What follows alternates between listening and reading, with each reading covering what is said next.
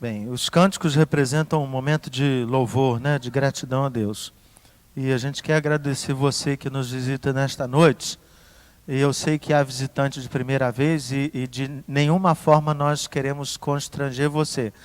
Mas eu queria fazer o pedido que esse visitante de primeira vez só levantasse sua mão, porque o pessoal da comissão de recepção vai lhe entregar um presente. Ok? Então, muito bem. Ah, o Vitor já está ali. Ele é muito rápido. Ok? Seja muito bem-vindo. Fiquem muito à vontade. Também fico com o coração cheio de alegria porque vejo o Gonzaga de volta. Gonzaga esteve afastado com chikungunya, né? Ainda está com ela, não deixou ela não. Mas está bem melhor. Fico muito feliz também de ver o Leandro e a Gisela, né? O Leandro com problema de falta de ferro. Aí a gente deu uns vergalhões para ele da obra. Bateu no liquidificador, ferro de meia, né? Dá para dar aquela assistência, mas ele está melhor. Claudinho, depois do retiro de presbíteros. Claudinho e Sérgio participaram do primeiro retiro de presbíteros do Instituto Sara, que aconteceu desde sexta-feira. Foi bom? Que pergunta difícil também, né? Não fala isso não. Se não foi, a gente conversa depois, pastor. Beleza. Então, nós estamos hoje encerrando uma série de mensagens. No culto da noite a gente tem séries, né? Em geral, de 4 ou 5 domingos. E nós vamos começar uma nova série. Está aí o vídeo. A gente sempre tem o que chama de teaser, né? A divulgação do vídeo com os temas que serão pregados. Por que se produz isso? Para que você possa compartilhar, convidar pessoas, né? Pede orientação de Deus e compartilha. O pessoal da igreja sempre põe lá na página do Facebook. Esse sinalzinho aí não é bom. Pode ir.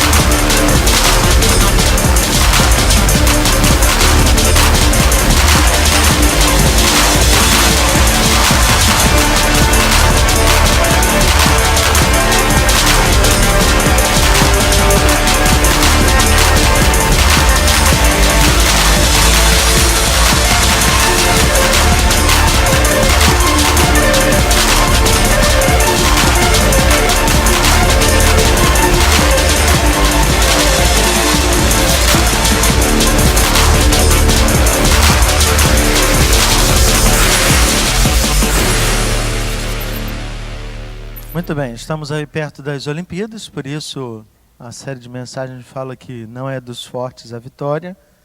Então nós vamos trabalhar essa temática, né, olhando para o texto bíblico, é óbvio, né? E agora, antes de nós lermos o próprio texto, eu quero convidar você a orar. E por que a gente ora, né, nesse momento? É porque é fundamental a gente entender que nós não estaremos aqui numa palestra.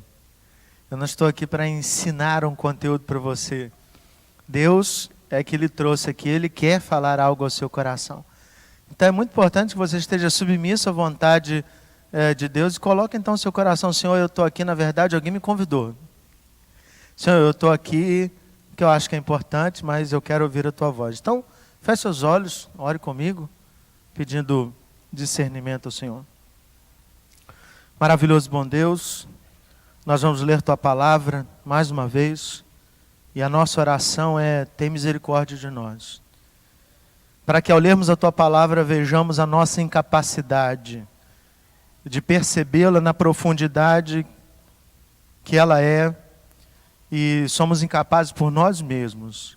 Só conseguimos ou conseguiremos compreender aquilo que o Senhor tem para nós a partir da iluminação do Teu Santo Espírito ao nosso coração.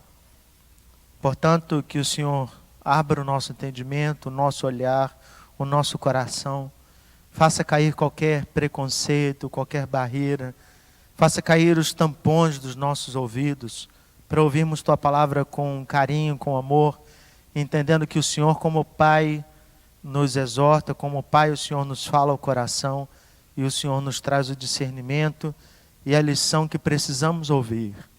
Então é com temor e tremor que nos colocamos diante do Senhor, orando e confiando no nome do Senhor Jesus, o nosso Salvador. Amém. O último tema da série é envio. Então, para você, chegou hoje. O que nós falamos em redescobrir o caminho? A primeira coisa que nós pensamos é que existem algumas coisas que ficam esquecidas. Alguns temas, algumas ideias muito importantes que elas ficam pelo meio do caminho mesmo e a gente acaba dando uma ênfase que não deveria dar a coisas que não são importantes. Então, quais são as coisas importantes que a gente precisa lembrar? Primeiro, a identidade, quem nós somos. E aí, quem esteve presente, lembra do desafio que fizemos de você lembrar sobre qual foi o seu encontro com Jesus ou como foi esse seu encontro com Jesus. E foi muito legal ouvir as histórias das pessoas. Então, se você não esteve lá, lembre agora. Puxa, meu encontro com Jesus foi a partir da minha mãe, de alguém que falou do Evangelho para mim e tal. Segunda coisa que nós pensamos foi do aspecto da comunidade. Às vezes, o que se entende como igreja é o caixote. Mas igreja não é o caixote. Isso aqui se chama templo. A comunidade é um conceito que vai muito além das quatro paredes. Faz parte da comunidade aqueles que professam a fé no Senhor Jesus, mas aqueles que ainda vão ouvir e que o Senhor já está alcançando, né? Levando a mensagem para eles de alguma forma. Então, aqueles que Deus já escolheu e que estão espalhados por aí e que a gente nem sabe quem são, né? Porque eles não carregam uma placa para dizendo assim, olha, eu sou objeto do amor de Deus, fala para mim. Então, a gente fala para o mundo inteiro. No domingo passado, nós falamos sobre o aspecto transformação. Ser cristão no século XXI é algo muito complicado. Lembra lá que você precisa explicar. Eu sou cristão, mas sou evangélico, sou reformado, sou isso, sou aquilo, não sou da igreja do fulano de tal. E se ele fizer parte da sua igreja, você explica que ele é uma exceção, não a regra. Então é preciso mostrar que nós somos de fato sal e luz neste mundo. Então o princípio da transformação é condição obrigatória. Temos que ter vida transformada. E hoje, a última ideia é envio. Né? A gente vai discutir essa ideia durante todo o sermão. E o texto está na primeira carta de Paulo aos Tessalonicenses. Se você tem Bíblia, pode abrir. É bom que se abra o texto, mas o texto está projetado aí. No mundo antigo existia uma igreja na região de Tessalônica. Hoje tem um mapa, você vai entender onde ficava Tessalônica. Mas, então, Paulo escreveu a quem morava lá, né, os Tessalonicenses. Eu quero convidar você a ler. Vamos fazer assim, são 4 slides. Então, eu leio um, você lê o segundo slide, eu leio o terceiro, você lê o 4º slide. Ok? Diz assim, então. Sempre damos graças a Deus por todos vocês, mencionando-os em nossas orações. Lembramos continuamente diante de nosso Deus e Pai o que vocês têm demonstrado. O trabalho que resulta da fé, o esforço motivado pelo amor e a perseverança proveniente da esperança em nosso Senhor Jesus Cristo. Sabemos, irmãos, amados de Deus, que Ele os escolheu porque o nosso Evangelho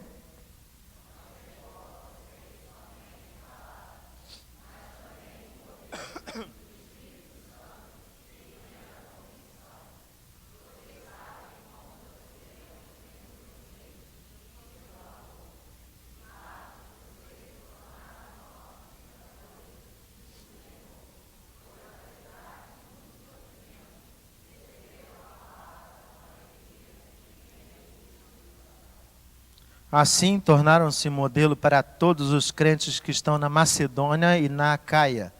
Porque partindo de vocês, propagou-se a mensagem do Senhor na Macedônia e na Acaia. Não somente isso, mas também por toda parte tornou-se conhecida a fé que vocês têm em Deus.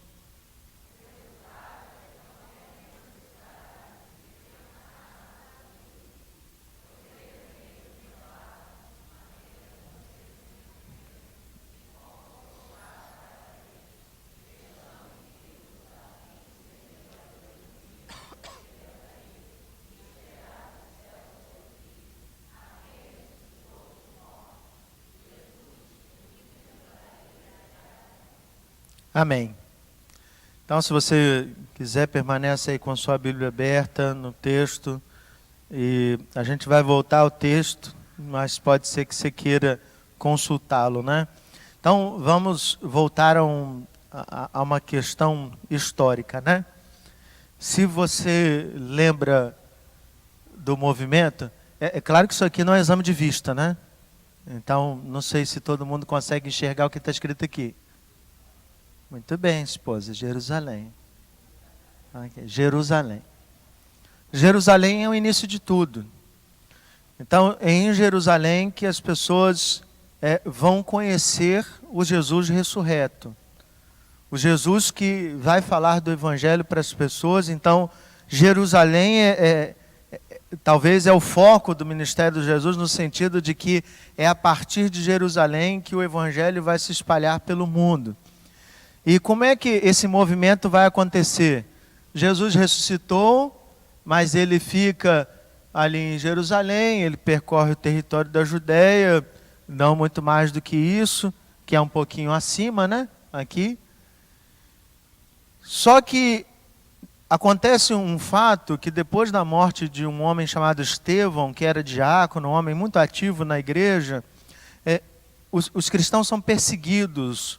E eles têm que obrigatoriamente sair de Jerusalém e ir para outros territórios. Então o Evangelho começa a se espalhar pelo mundo inteiro. Na contramão vem o movimento judaico perseguir os cristãos, porque entendiam que a chamada, abre aspas, heresia do caminho, ou seja, os seguidores de Jesus continuavam a crescer e eles eram perseguidos. Aparece uma figura muito conhecida no meio evangélico hoje e sempre, chamada Paulo, que até então era o Saulo. Ele tem cartas para prender os crentes, né, os cristãos, que até então não eram chamados de cristãos, só os do caminho. Ele está indo até Damasco perseguir esses cristãos, só que no meio do caminho ele tem um encontro com Jesus. E aí, ao ser encontrado por Jesus, ele reconhece que está perseguindo a Jesus, porque é a pergunta que ele faz: quem é o Senhor que eu estou perseguindo? E ele diz: eu sou Jesus, a quem você persegue. Então, as coisas mudam na cabeça de Paulo, e Paulo é figura essencial para que o Evangelho alcance o mundo. Olha que coisa interessante. Repare nesta afirmação. Às vezes Deus faz com que o Evangelho chegue no mundo e ele usa uma pessoa para isso. Paulo, ele tem uma visão de reino, de expansão, que ele quer contar para todo mundo quem é Jesus. E o que é interessante, irmãos, é que Paulo, ele teve um encontro com o Senhor Jesus. Quantos encontros você já teve com o Senhor Jesus, assim, domingo após domingo, aprendendo, sendo discipulado, discipulando? Paulo estava num caminho, né, literalmente cai do cavalo com aquela luz que brilha sobre ele, ele fica perdido, a única coisa que ele ouve, então ele faz uma releitura de tudo que aprendeu e aplica ao Jesus ressurreto. O seu discipulado não dura mais do que horas, né, com Ananias. Ele é batizado e aí ele vai ao mundo pregar o Evangelho, uma coisa assim maravilhosa. A igreja permanece em Jerusalém até que eles entendam que tem que ir ao mundo. E a razão para isso é a descida do Espírito Santo. Acontece um fenômeno, né? E como esses temas são bem amplos e bem complexos, a gente vai passar por eles para entender apenas a trajetória. O Espírito vai apontar, ou seja, Deus vai apontar o caminho para onde eles têm que ir, e as pessoas continuam em oração pedindo a Deus a direção. A gente chega um momento, então, é que o Evangelho ele vai intencionalmente para determinadas regiões, que é o que os cristãos conheceram como viagens missionárias, né? As viagens missionárias, assim, de alguma forma é um título bom para qualificar o que Paulo fez, mas ao mesmo tempo desqualifica o que os outros cristãos fizeram, né? Parece que só Paulo, Barnabé e os outros fizeram viagem missionária.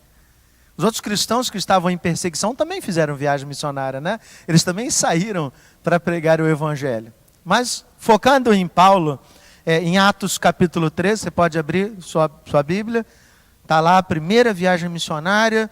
Paulo e Barnabé são escolhidos como os missionários oficialmente empossados, instalados para ir ao mundo pregar o evangelho. E eles começam a subir, ok?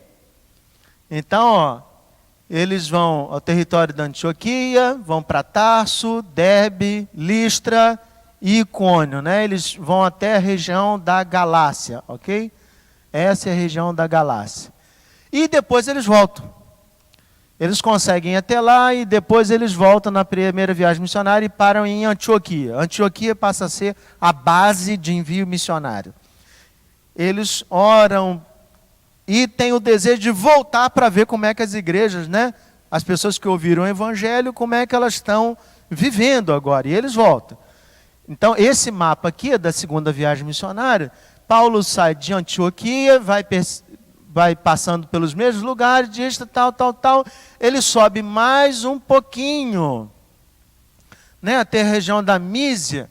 E aí você lembra de que Paulo, num dia que ele estava dormindo, ele tinha o desejo de subir para Bitínia. E aí, nesse sonho, ele ouve Deus falar através de um varão macedônio. E esse varão dizia o quê? Passa a Macedônia, ou seja, vem para cá. Não é vem para cá. Paulo tinha o desejo de, que ele estava defrontando Mísia, né? O texto diz isso. Ele tinha o desejo de subir para Bitínia, mas Deus falou, vai para a região da Macedônia. Então, Macedônia é como se fosse a Europa, né? Você tem várias igrejas que a gente conhece que são importantes, Filipos, Tessalônica, que é o texto, Bereia e tantos outros. Depois o evangelho desce para aquelas regiões ali abaixo. Então, Paulo vai para o território da Macedônia, ele passa por Filipos e ele chega nesse lugar chamado Tessalônica, que é o texto que nós lemos. Quando ele chega em Tessalônica, é o texto que pregamos na semana passada, não sei se é bom de memória, Atos capítulo 17. O texto é curtinho, se você ler o texto, parece que Paulo passou 2 horas no máximo. Porque assim, Paulo chegou na sinagoga, começou a pregar aos judeus, alguns aceitaram, se juntou um grande número de pessoas, prenderam lá o Jason, pediram fiança para ele, e Paulo saiu fugido com Silas para o território da Bereia. E ele vai para outro território. Então, se você olha, o texto é curtinho. Os pesquisadores falam que Paulo passou em Tessalônica 3 semanas. Por que é importante destacar que são 3 semanas? Imagine que você sai daqui, seja criativo. Você saiu daqui hoje você veio à igreja, Deus tocou no seu coração e Deus te manda ir para um lugar que não tem igreja, não tem cristão. Você vai chegar lá e vai ser o primeiro a pregar o evangelho nesse lugar. Vamos pensar num lugar bem complicado. Alguém chuta um lugar? Não, vamos pensar assim, Aparecida do Norte. Ok? Um lugar contrário ao que você está pregando. Então você vai para lá, começa a pregar o evangelho. Perspectiva, quanto tempo você acha que vai pregar e conseguir plantar um trabalho lá que você chame de igreja? Quero ouvir seu chute. Quanto tempo você acha que é necessário? Ah, muito bom, esse tempo maravilhoso. Outra. 6 meses. 2 anos. Estou igual quem dá mais aqui, né?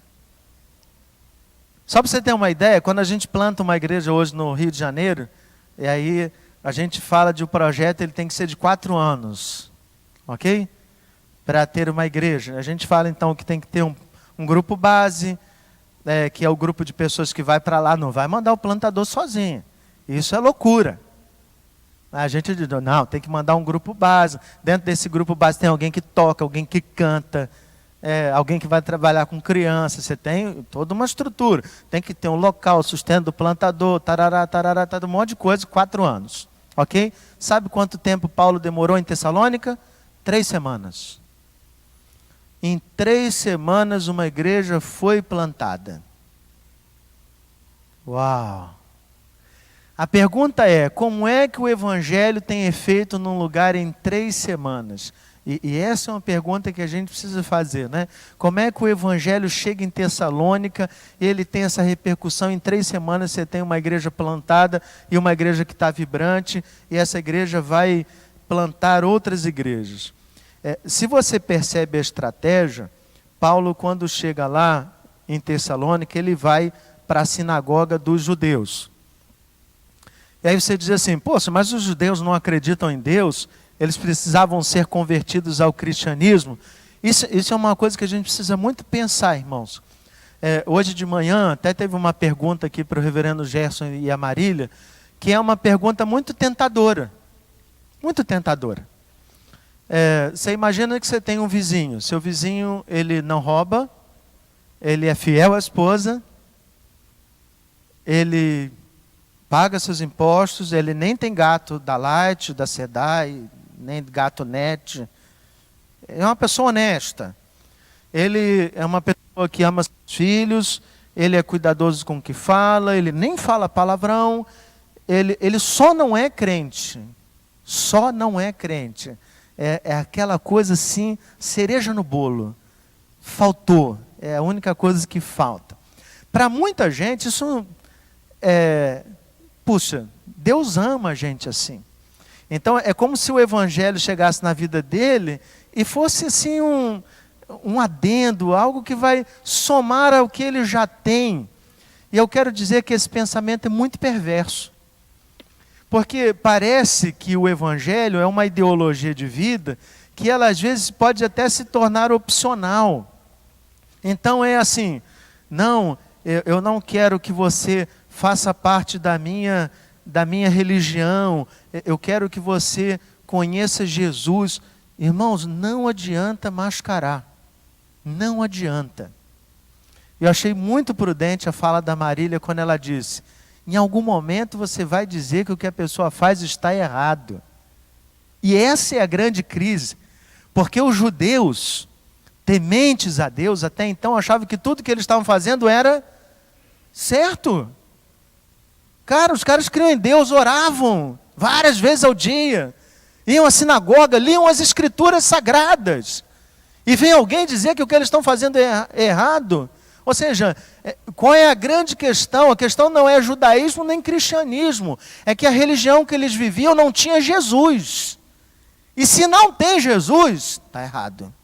Não tem jeito, desculpa. Você veio aqui hoje, e aí eu sou sincero para dizer isso para você. Mas se não tem Jesus, faltou o principal. Essa história de que todos os caminhos levam a Deus, é uma história que a gente precisa superar, que a gente não pode propagar. Então, Paulo chega nessa sinagoga, sobe ao púlpito e diz assim, sabe aquela escritura que vocês falam aí, tal, vocês não conseguem enxergar Jesus, então o evangelho que vocês creem está errado. E o detalhe é que mesmo com essa mensagem de confronto, as pessoas ouvem o evangelho, são alcançadas por esse evangelho e vão atrás de Paulo para ouvir essa história do evangelho.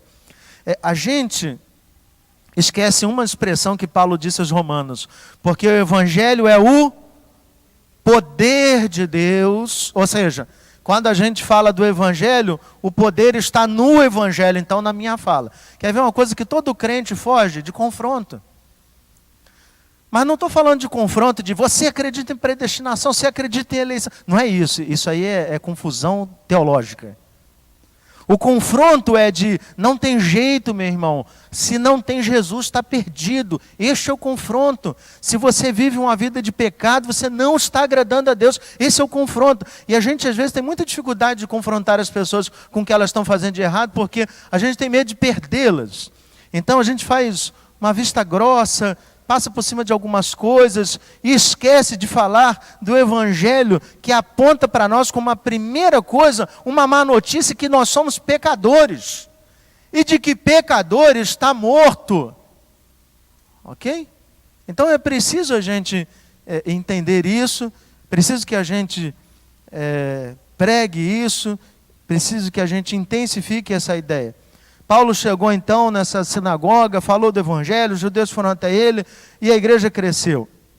E eu quero voltar à leitura do texto dizendo alguns efeitos curiosos que aconteceram na igreja. Então, primeiro, o trabalho dessa igreja é resultado de um esforço motivado pelo amor. Não é mole sair do seu lugar de conforto para levar o evangelho para quem quer que seja, até na casa do lado. Então é preciso que haja um esforço. Esse esforço está ligado pelo amor, mas olha que coisa interessante, nada aconteceria na vida da igreja se Deus não os tivesse escolhido. Paulo não está falando de doutrina da eleição. O que Paulo está dizendo é assim: eu prego, alguém rega, mas o crescimento quem dá é Deus. Então assim, qual é a sua parte? Qual é a minha parte? É falar. Falar o quê? O nosso evangelho. Uma expressão muito bonita, irmãos. Muito bonita. O que é o nosso evangelho, nosso é sentido de propriedade. É igual quando a gente fala da igreja, Vai lá conhecer a minha igreja.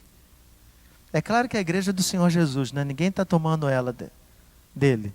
Assim, continua sendo o Senhor. Mas quando a gente fala de minha igreja, a gente dá um sentido de, assim, puxa, é carinhoso, é próximo, é pessoal. Então, quando eu falo do nosso evangelho, eu falo do evangelho que é meu, que entrou no meu coração, que eu prego, que eu gosto, que me alegra, que me motiva. Então, Paulo está falando do evangelho pessoal, o evangelho que está dentro dele. Então, se tem uma primeira lição, é se aproprie do evangelho e que essa mensagem seja pessoal ao seu coração. Se a mensagem não é pessoal, você às vezes fala de um evangelho que você ouviu no púlpito domingo, mas que nem entrou no seu coração. Então é preciso que esse evangelho faça sentido na sua vida. O que é o evangelho? É a resposta pronta o evangelho é a boa nova. Essa é uma resposta pronta. É uma resposta teológica, uma resposta correta. Mas o que é o evangelho que está dentro do coração? O que eu prego para as pessoas? Ou qual é o evangelho que sai da minha boca? Talvez é um evangelho cheio de regras, cheio de culpa, cheio de um monte de coisa. E que talvez não seja o evangelho de Jesus, pode até ser o meu. Mas o nosso evangelho é o evangelho de Paulo, próprio dele, mas é o evangelho que é compartilhado pelos cristãos. Paulo continua assim: esse evangelho não chegou para vocês só em palavra, mas em poder, no Espírito Santo e em plena convicção. Há uma coisa muito interessante. A gente precisa fazer a diferença de pregação do evangelho, de discurso e a chegada através do poder de Deus. É preciso entender que as nossas palavras são apenas palavras. E o poder é de Deus de transformar o coração das pessoas. Paulo, quando olha então para aquela igreja formada, ele diz assim: puxa, o evangelho chegou para vocês em palavra, mas ele também foi poderoso. Por quê? Porque mudou o coração de vocês. Vocês agora são novas pessoas. O Espírito Santo está entre vocês. A gente vê plena convicção em todos nós. É visível quando olha para a igreja o trabalho que foi feito por Deus em vocês. E aí o que acontece com essa igreja? Eles passam a ser imitadores. Se tem uma brincadeira no tempo de criança que eu detestava, é imitar os outros. E as crianças lá em casa começaram a fazer isso. E aí eu, como já estou numa idade assim que eu já posso brincar, e aí de vez em quando um fala assim: papai, você está me imitando? Aí eu pergunto: papai, você está me imitando? Ela diz: para de me imitar. E fica aquela coisa irritante, sem fim, que você vai provocando até ver onde que o outro chega. Mas a imitação é justamente fazer exatamente o que o outro está fazendo. É exatamente isso que Paulo está dizendo que a igreja fez. Eles, onde eu pisava, eles pisavam. Pode pisar aqui, posso falar isso, posso falar aquilo, posso assistir aquilo, posso pregar para lá. Eles imitavam, coisa que a gente foge e detesta. Não sei por quê. Mas existem algumas coisas que passam na minha cabeça, do tipo assim: às vezes a gente foge da imitação porque a gente comete alguns pecados. Então, se o cara ficar olhando para mim o tempo todo, de vez em quando ele vai perceber que eu fiz alguma coisa errada. E se ele imitar os meus erros? vai dar ruim. Então é melhor eu dizer para ele, não olhe para mim, não olhe. Olhe para Jesus. A pergunta é, onde está Jesus para que ele olhe?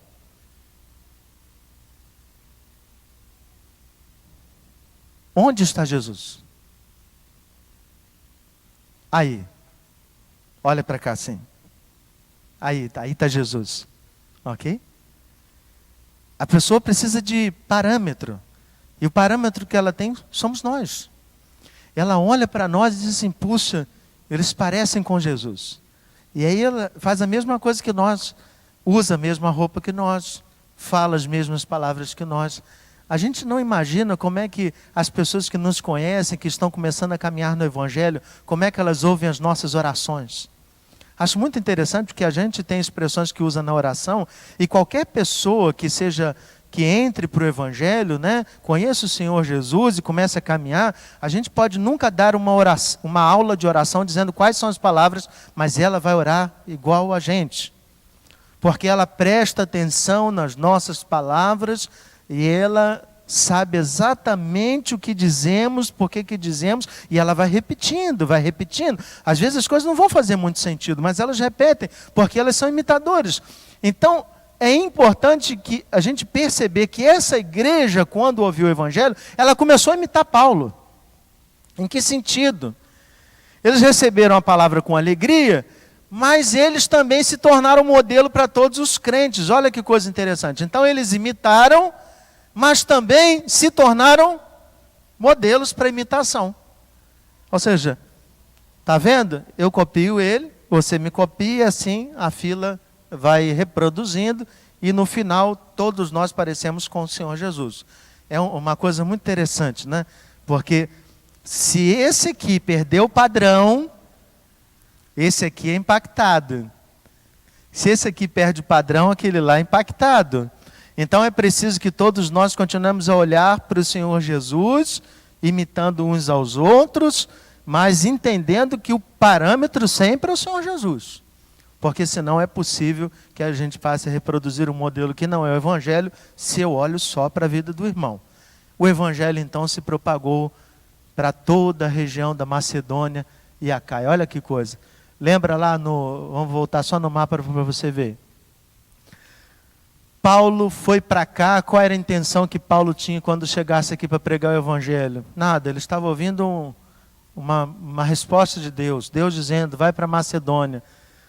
Ele alcançou essa igreja e essa igreja alcançou toda essa região. Olha que coisa interessante. Deus usa estratégias. Então tem um desenho que eu quero que você veja, que há um fluxo muito interessante quando a gente fala de pregação do Evangelho. O primeiro passo é que o Evangelho ele precisa ser proclamado. Paulo, em Romanos capítulo 10, ele diz assim, como é que alguém vai crer se ele nunca ouviu? Então, é impossível, repare, é impossível que alguém venha a crer no Senhor Jesus se o Evangelho não lhe for anunciado, não for falado. Porque a fé vem pelo ouvir, e ouvir da palavra de Deus. Então, se há gente no mundo que ainda não ouviu do Evangelho, essas pessoas precisam ser alvo da igreja de Tomás Coelho. Porque essas pessoas nunca vão conseguir servir ao Senhor Jesus se elas não ouvirem do Evangelho. Então o primeiro passo é a proclamação. Ou seja, precisamos entender que a igreja precisa anunciar. Seu colega, seu amigo, seu vizinho, seu parente, seu desconhecido, ele não vai conhecer do Senhor Jesus se você não falar para ele. A gente às vezes deduz que as pessoas estão ouvindo falar do Senhor Jesus, e simples. O que não faltam são programas evangélicos, o que não falta é distribuição de folheto na rua. Você anda assim, qualquer rua hoje, principal, tem dezenas de igrejas, ok? Se você vier do posto Shell, lá na cabine da polícia, até o final do Enaldo dos Santos Araújo, quantas igrejas você passou? 2? 5, no mínimo, ok? Assim, de boa. Você tem Igreja Universal, centro evangelístico, Assembleia de Deus ali na frente, Nova Aliança do lado do mercado, Igreja Presbiteriana aqui, Igreja Batista aqui, pertinho, outra Assembleia de Deus do lado da padaria, outra Assembleia de Deus na esquina da Zeferino, outra Assembleia de Deus lá para baixo depois da estação. São as que veio na mente, hein? Só numa reta. Na suburbana tem quantas igrejas? Uau. Então a nossa dedução é, Jesus já está sendo muito anunciado. Será mesmo? Será mesmo? Será que está existindo proclamação do Evangelho? Então o Evangelho precisa ser proclamado. Se o Evangelho chegou a Tessalônica, foi o proclamado, ou seja, ele foi falado, Paulo foi até lá e falou. Segunda questão muito interessante, o Evangelho só tem efeito se ele for recebido. O que significa recebido? Ele precisa ser internalizado, ele precisa entrar no coração. Se o Evangelho, você ouve o Evangelho, e o Evangelho ficou aqui, na orelha, não entrou no coração, ele não tem efeito. Não tem efeito. Jesus contou uma parábola, e a gente às vezes tem certa dificuldade para entender isso. Parábola do semeador. Eis que um homem saiu a semear, jogou semente, e uma semente caiu na beira do caminho. O que aconteceu com essa semente? Os passarinhos comeram. Jesus diz assim, o que é a beira do caminho? Não entrou nem no coração. E aí veio o segundo, A semente caiu sobre a rocha. O que aconteceu? Não tinha raízes, morreu. Então a pessoa foi lá, ouviu, ficou empolgado, maravilha esse negócio de Jesus. Gente, cara, que coisa boa. Parou ali, não ouviu mais, não orou, não teve relacionamento com Deus. O Evangelho foi embora. Terceira situação, o Evangelho é jogado numa terra e ele cresce entre os espinhos. Jesus diz que esses espinhos são as dificuldades, os problemas. Então uma pessoa muito ansiosa, muito angustiada, cheia de problemas, ouviu o Evangelho, que pode crer em Jesus, mas tem um monte de coisa que sufoca. O que aconteceu com o Evangelho? Morreu. Jesus disse isso, não fui eu. Ou seja, você tem muitas situações que vão tornar difícil a recepção desse Evangelho. Então é importante entender que o Evangelho só tem efeito, ele só vai adiante, se ele é recebido. Há uma situação bem interessante. E a gente precisa entender que a recepção é obra do Senhor, no nosso coração. Reverendo Ronaldo Lidório contou uma história, assim, de você arrepiar, pelo menos é a sensação que eu tenho.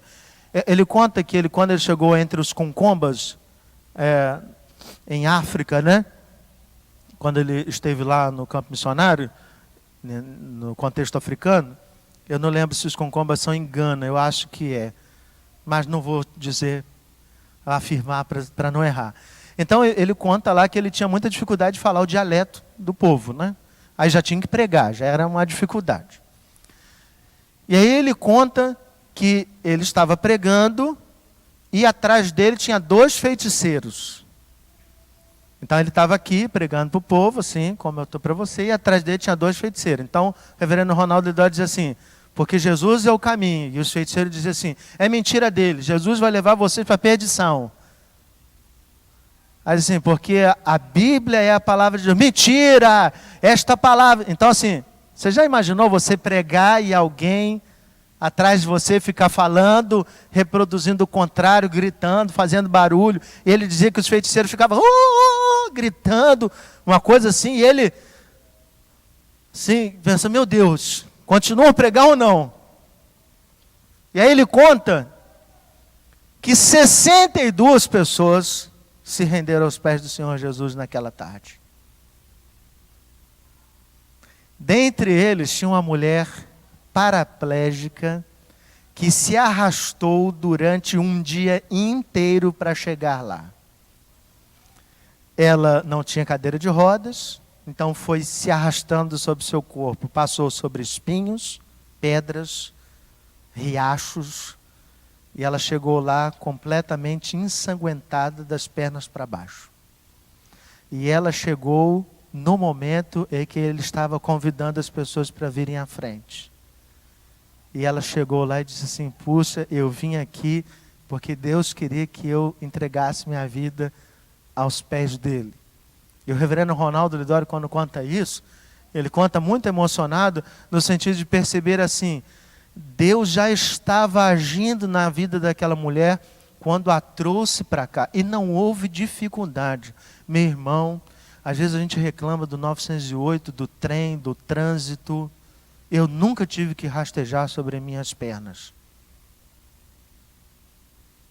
E talvez a gente não dê o valor ao Evangelho que o Evangelho tem. Então a recepção é que eu preciso ouvir esse Evangelho, e esse Evangelho precisa entrar no meu coração, e eu entender que foi a melhor coisa que eu ouvi na minha vida.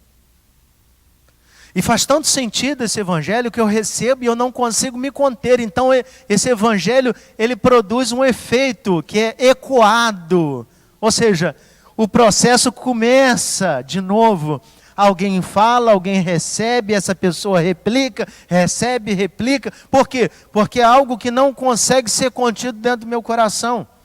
Foi exatamente isso que aconteceu com a igreja de Tessalônica. Elas ouviram do Evangelho, a igreja ouviu, ela recebeu e ela reproduziu. Tem uma outra história muito interessante, o reverendo Jeremias Pereira, da 8ª Igreja Presbiteriana de Belo Horizonte, contou que ele prega e a igreja grava os sermões e depois produz uns CDs lá. E não sei se os CDs são vendidos, doados, não sei. Eu sei que tem um rapaz de uma cidade muito distante que gosta de ouvir os sermões do reverendo Jeremias Pereira e comprou os CDs. Mas ele resolveu comprar assim, 100, 200, 1000 CDs. E ele desenvolveu um ministério para-brisa. Ele pega o CD e põe no para-brisa dos carros. Assim, vai andando na rua, os carros parados e bota o CD. E aí é curioso, que motorista não consegue andar com o carro com alguma coisa no para-brisa, né? Aí o cara tem que sair e pegar. Geralmente, quando é um papel, o motorista joga fora, né? Mas quando as pessoas pegam um CD bonitinho, o que as pessoas fazem? Botam dentro do carro. E aí, o reverendo Jeremias foi pregar numa cidade lá, pequena, muito distante. E aí chegou um senhor e disse assim, eu conheci Jesus no para-brisa do meu carro. Jesus estava lá me esperando, e aí peguei aquele CD, não sei quem colocou lá, mas foi uma benção, porque a minha vida mudou. O CD era sobre um sermão de casamento, olha que coisa, né? E aí aquele homem, quando botou no rádio do carro e Deus começou a falar, você que tem problema no casamento, ele ficou assustado. Ficou assim, aí chegou em casa e falou assim, mulher, Deus hoje falou comigo, não tenho dúvida, vou botar aqui para falar contigo também. Chegou, ligou, mas é sério mesmo. Chegou, ligou, botou lá, e aí, você tem... Aí, caramba, rapaz, que coisa. E aí eles ficaram impactados, e no final o reverendo Jeremias falou assim, olha agora, peça a Deus para restaurar o seu casamento. E eles ajoelharam, não sabiam orar, mas falaram, Senhor, restaura o nosso casamento. E aí eles conheceram o Senhor Jesus. Maravilha. Ou seja, então tem muitas formas de você ecoar a mensagem. Precisa pedir a Deus discernimento. É muito interessante, então, você pensar. Nós estamos falando do caminho do Evangelho, proclamado, recebido e ecoado. Você chegou na igreja hoje e se pergunta assim, puxa, mas o que eu tenho a ver com isso, cara? Cheguei na igreja hoje, estou começando a minha caminhada, um dia eu vou fazer esse negócio. Então, me chama a atenção sobre o fato de que essa mensagem é uma mensagem para todos nós. Em que sentido? Que a gente precisa ter a imagem real de que por que a gente sai da zona de conforto para pregar o Evangelho para qualquer outra pessoa. E aí eu fico pensando nas imagens que as pessoas dão para o termo igreja. E essa semana eu estava pensando numa delas, né? Compartilhei com o Roberto e falei. Tem gente que fala que a igreja é um hospital. Eu não sei se você concorda com o termo, mas eu discordo dele. Em que sentido? Vou explicar as minhas dificuldades com o termo hospital. O que é um hospital? Imagine Norte Door. Você vai lá toda semana? Não. Quando é que você vai lá? Você está doente. Significa que hoje você não está doente, porque você não está lá. Porque se você estivesse doente, você estaria lá. Então a dificuldade de dizer que a igreja é um hospital é porque é um lugar que a gente vai, se trata, fica curado e some. vai embora. Se você tem plano de saúde, demora menos. Ok? Então, essa é a dificuldade. Outra coisa é a noção de que a gente está curado de todas as nossas mazelas, de todas as nossas dificuldades, né, de todas as nossas doenças. Então, assim, existem algumas coisas complicadoras para falar sobre a igreja como hospital. E aí eu fiquei imaginando algo que pensasse de por que a gente tem que ir ao mundo pregar o evangelho e por que isso tem que estar tão forte dentro do meu coração, e é um caminho que eu não posso esquecer, ou seja, que Deus me enviou ao mundo. Então eu fiquei imaginando, e aí veio ao meu coração uma imagem, e antes de falar da imagem eu quero falar que é uma coisa que acontece nos programas de televisão sensacionalistas. Então eu quero que você caminhe comigo agora. Imagine que você tem um irmão que tem 40 anos que você não vê. Imagina? Vamos dar um nome para ele. Garibaldi. Ok? Não, vamos chamar ele de nome mais bonitinho, né? Fábio. Então, você tem um irmão chamado Fábio, e aí tem 40 anos que você não vê. É isso que os programas de televisão exploram, não fazem isso? Aí eles reúnem, contam aquela história triste, puxa, o nosso irmão teve que sair de casa para trabalhar, ou então ele foi levado por alguém, por uma tia, essa tia deu para uma vizinha, que deu para outra vizinha, a gente não sabe onde ele está. Eu não sei como é que os programas de televisão encontram e a polícia não encontra. Mas o fato é que é exatamente assim. Então o cara está desaparecido há anos, mas a televisão encontra. Então, está lá, você não sabe onde ele está. A questão é, você quer revê-lo?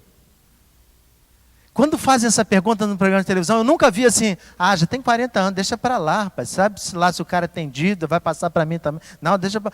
As pessoas sempre falam assim, não, eu quero encontrar meu irmão está perdido, puxa, eu não sei por onde anda o Fábio, se ele está vivo, se ele está morto, eu quero ter essa notícia. Todos nós temos essa angústia sobre um irmão que está perdido e que a gente não sabe onde ele está. E aí o programa de televisão vai atrás daquele irmão perdido e ele encontra, e há toda aquela cena, né, de encontro, e as pessoas correndo em câmera lenta, tá? Abraçam, choram. A gente não sabe o que acontece depois, mas que aquele encontro é bonito, é. Isso. Bem, o que eu quero dizer? Jesus um dia falou algo semelhante, né? Acho que a ideia do programa parte dessa expressão de Jesus. Procurai as ovelhas perdidas da casa de Israel. Jesus virou para os discípulos e disse assim, vocês têm que procurar as ovelhas que estão perdidas. É como se os discípulos dissessem assim, Senhor, tem ovelha perdida? Assim, claro que tem! Cadê a ovelha Dolly? Não é Doyle, Dolly. Ok? Cadê a ovelha? Cadê a ovelha tal? Cadê a ovelha? Está perdida. Vamos atrás delas. Vamos. Ou seja, a ideia do envio nos incomoda e é algo que move sempre o nosso coração, porque a melhor ideia para definir a igreja de Cristo é uma família, é uma casa, onde há irmãos e irmãs. E que estão olhando para o mundo inteiro, percebendo que ainda existem irmãos e irmãs que estão perdidos e que nem eu sei que são meus irmãos e irmãs. Se eu tivesse um irmão de sangue que estivesse perdido, irmãos, eu rodaria o mundo atrás dele. Mas talvez a gente não olhe para as pessoas que estão lá fora como nossos irmãos e irmãs que estão perdidos. Essa é a grande questão. Por isso o envio se torna algo opcional. Eu trato como, quando der eu faço. Por isso o desafio prático para mim é que você entenda que Paulo foi para Tessalônica porque Paulo não é bonzinho, ou Paulo entende apenas a missão. Paulo percebe que há irmãos em Cristo Jesus que estão lá, e ele trata essas pessoas como irmãos em Cristo Jesus. Ele fala para irmãos, e esses irmãos estão preocupados em alcançar outros irmãos, porque olham que a melhor imagem que Jesus criou foi a procura de ovelhas perdidas da casa de Israel. O desafio prático é simples, é esse. Procurai os irmãos perdidos. Procurai os irmãos perdidos. A questão que eu quero dizer para você é assim, Às vezes a gente nomeia os irmãos perdidos. Ah, os irmãos perdidos são os irmãos que estão afastados da igreja. Também. Mas quantos irmãos você tem em Cavalcante e não sabe que tem?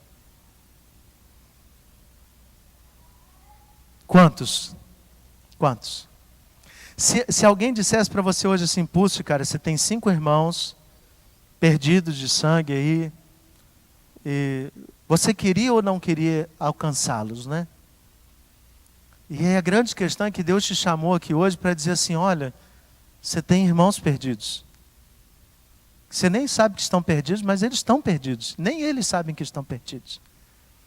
E aí você vem hoje aqui pela primeira vez, mas lembra lá do fluxo do Evangelho? Você ouviu, recebeu e proclamou, recebeu, ecoou, proclamou, recebeu e ecoou. Ou seja, é algo que naturalmente deve acontecer. Se o Evangelho produziu efeito na igreja de Tessalônica em 3 semanas, o fator que não preocupa a Deus é tempo. Então Deus traz você aqui nessa noite, e em meia hora, 40 minutos, você ouviu a mensagem do Evangelho que manda você ir. E talvez a pergunta que você faça naturalmente é, o que eu tenho que falar? Fale o que ouviu. Fale o que ouviu. Não há conteúdo melhor para falar do que aquele que bateu dentro do seu coração. Conte para os seus irmãos. E veja nas pessoas que estão na rua os seus irmãos perdidos. Às vezes eles estão marginalizados. Às vezes eles estão perdidos mesmo, no pior sentido da palavra. Mas são seus irmãos. Pessoas que sentarão nos bancos aos nossos lados e os chamaremos de irmãos, mas não quando eles estiverem limpos e cheirosos. Chamaremos de irmãos a partir do momento que Deus disser para nós, fale para Ele, porque Ele é seu irmão. A mensagem do envio é para todo aquele que ouve o Evangelho do Senhor Jesus, não é só para os crentes da igreja presbiteriana. Se Deus te trouxe aqui nesta noite, você ouviu a mensagem do Evangelho, é para ser ecoada. E Deus quer usar você. Irmãos, e qual é a mensagem do Evangelho? De que não há nada que você faça para Deus te amar mais, e não há nada que você faça que Deus vai te amar menos. Deus te ama. Puxa, Ele quer cuidar de você. Mais do que isso, Ele quer ter um relacionamento com você. Ele quer que você o chame de pai. Ele quer que a gente se chame de irmãos. Ele quer que a sua igreja seja uma grande família, e uma família de verdade, em que as pessoas cuidam umas das outras, e amor. E o amor é o vínculo que nos une.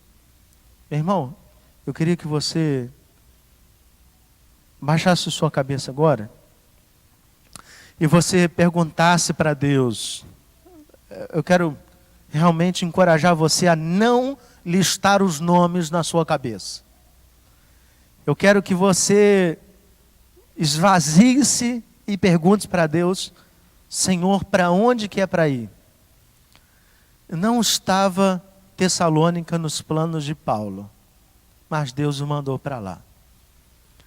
E Deus operou uma grande obra naquele povo e converteu aquelas pessoas, e aquela igreja foi conhecida pela reprodução do Evangelho no mundo inteiro. Puxa, eu queria muito que você perguntasse para Deus, Senhor, quais são os irmãos que estão perdidos e onde eles estão? Mostra-nos. Mostra para que a gente possa ir até eles e tratá-los como irmãos e falar do Evangelho para eles. Seja sincero para Deus. Pergunte para o Senhor, onde estão os meus irmãos perdidos? Onde estão? Fale com o Senhor.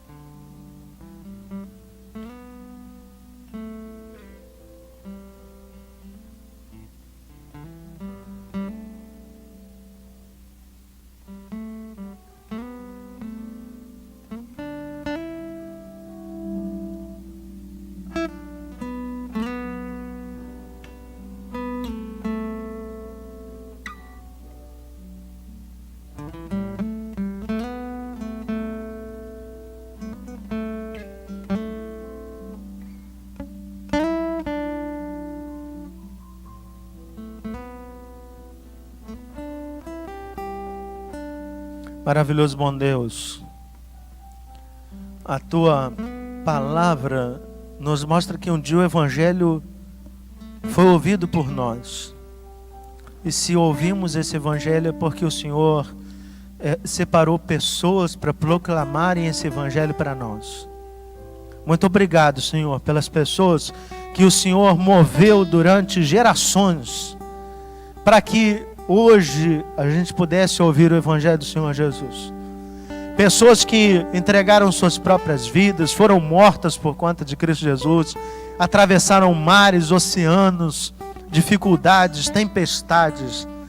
Pessoas que deixaram de lado qualquer pretensão de crescimento financeiro, mas que levaram o Evangelho. O Evangelho que saiu de Jerusalém, um dia chegou ao Brasil. Ó Pai, talvez a gente não se admire do milagre do Senhor ao falar disso, mas muito sangue foi derramado para que o Evangelho chegasse aqui. E assim, Pai, de geração em geração, esse Evangelho foi anunciado e chegou até os nossos ouvidos no século 21. E nós temos muito a agradecer ao Senhor por isso. Mas, Pai, o Senhor nesta noite nos mostra que esse Evangelho, ele não pode ficar guardado. Ele precisa ser anunciado, ele precisa ser ecoado, ele precisa ser replicado, ele precisa ser proclamado novamente, e assim novamente, novamente. Pai, o Senhor nos chama a procurar as ovelhas perdidas da casa de Israel. E é fundamental que a gente entenda que essas ovelhas perdidas são os nossos irmãos, que estão perdidos, talvez passando frio, necessidade, vivendo vida miserável, com família destruída, e precisam ouvir do Evangelho do Senhor Jesus. São nossos irmãos. Dá-nos não apenas o senso de responsabilidade, mas dá-nos, Pai,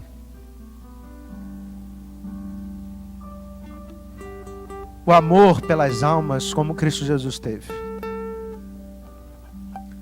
Mostra-nos, Pai, que não podemos tratar de forma diferente aqueles que estão perdidos. Se o estão é porque ainda não ouviram do Evangelho do Senhor Jesus. Dá-nos, Pai, amor pelas pessoas, por aqueles que estão longe, por aqueles que estão vivendo vida perversa, por aqueles que estão afundados no pecado, mortos em seus delitos e pecados. Dá-nos amor pela vida de gente. Faz-nos priorizar as pessoas e não as tarefas que temos para realizar. Pai, o Senhor nos chama para ir ao mundo, para olhar para onde o Senhor olha. E é isso que nós pedimos, Pai. Dá-nos um olhar cuidadoso. Mostra-nos os nossos irmãos perdidos. Mostra-nos aonde devemos ir, como ir. Dá-nos amor ao ir. E ajuda-nos, Pai, para que possamos de fato ter um Evangelho internalizado que a gente chame de nosso. E ao falar desse Evangelho, façamos com alegria e firmados no poder do Senhor, as pessoas sejam transformadas. Faz-nos crer, a partir da Tua palavra, que é possível ver o levantar de uma igreja em 3 semanas. Faz-nos que é possível ver vidas serem transformadas e pessoas se tornando discipuladoras em 3 semanas. Faz-nos ver que é o poder do Senhor que faz isso. Não é a nossa capacidade, não é a nossa inteligência, não é a nossa formalidade para isso, mas é o Senhor. Mostra-nos os irmãos perdidos da casa de Israel. Mostra-nos, Pai. E que durante esta semana, o desafio seja vencer as barreiras para irmos até essas pessoas. Se essas barreiras são geográficas, se elas são culturais, se são barreiras emocionais, que qualquer barreira que exista, Pai, faça-as cair em nome de Jesus. Para que possamos entender que o Evangelho cada vez mais precisa ser anunciado a este mundo. E foi esta a tarefa que o Senhor nos deu nesta noite. Nós pedimos, Pai, que o Senhor nos leve em paz para casa e que a gente sinta-se guardado e protegido pelo Senhor. Que a gente vá com o coração cheio de alegria, feliz porque ouviu a Tua palavra e feliz por desejar compartilhar essa palavra. Pai, obrigado pelas bênçãos que o Senhor nos deu, pessoas que nos visitam, pessoas que estão restauradas de sua saúde, o Leandro, o Lucas Gonzaga, seu Abel, tantos outros irmãos que o Senhor tem levantado, restaurado. Muito obrigado, Senhor. Suplicamos por aqueles que passam dificuldade em suas casas, com lares difíceis, destruídos, com dureza de coração. Ó Pai, transforma nossos corações e faz com que o Evangelho modifique a nossa forma de ver a vida, para que possamos não apenas ser melhores em casa, mas ser segundo a Tua vontade. Ajuda-nos, Pai, durante esta semana, para que possamos pregar o Evangelho em tudo o que fizermos. É a nossa oração. Em nome do Senhor Jesus, o nosso Salvador. Que a graça e a paz de nosso Senhor e Salvador Jesus Cristo, o amor de Deus, o nosso eterno bendito e único Pai, o poder, comunhão e a consolação que vem do Espírito Santo de Deus, seja com você, com a sua casa e com todo o povo de Deus espalhado por toda a face da terra, não só hoje, mas pelos séculos dos séculos.